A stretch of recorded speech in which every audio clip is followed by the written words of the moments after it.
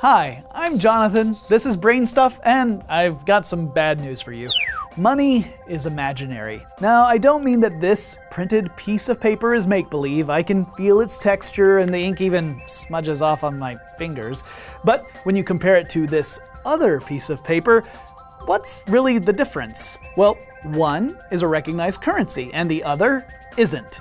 And the reason why? Well, people agree that this piece of paper is a dollar and has value.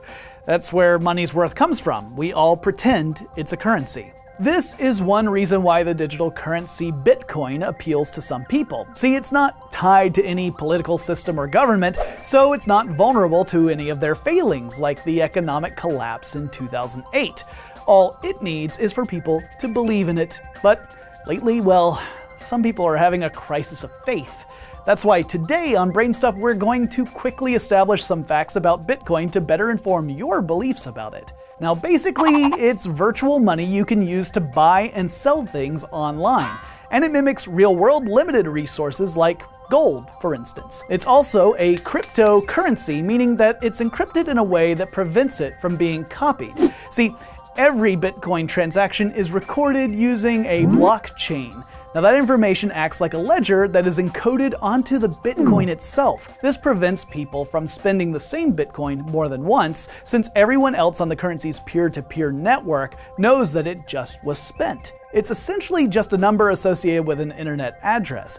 You can store it on your phone or a hard drive until it's used again. Now, here's some ways you could acquire Bitcoins.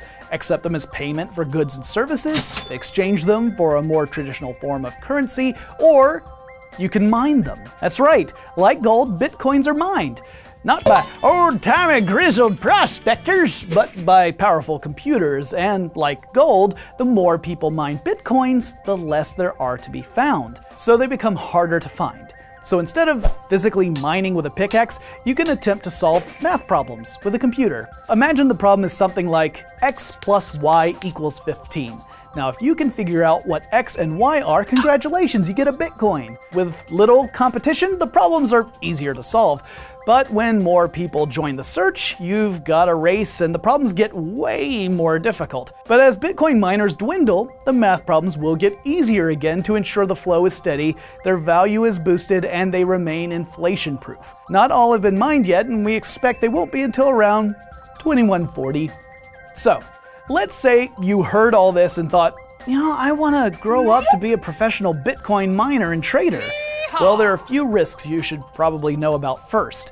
For instance, because there's no regulatory agency setting a Bitcoin's value, it tends to fluctuate wildly. Another Bitcoin problem is security. Now actually, the format itself is fine, but that doesn't protect it from hackers who target the banks and exchanges that deal in Bitcoins. Again, this isn't the fault of the currency. If a bank were robbed, you wouldn't blame the dollar bill for getting stolen, right? So Bitcoin has its slumps, and for it to become widely used, its volatility needs to settle down quite a bit.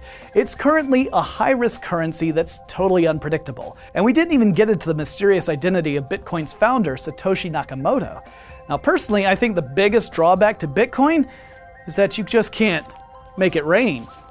If you'd had experiences with Bitcoin, let us know in the comments below.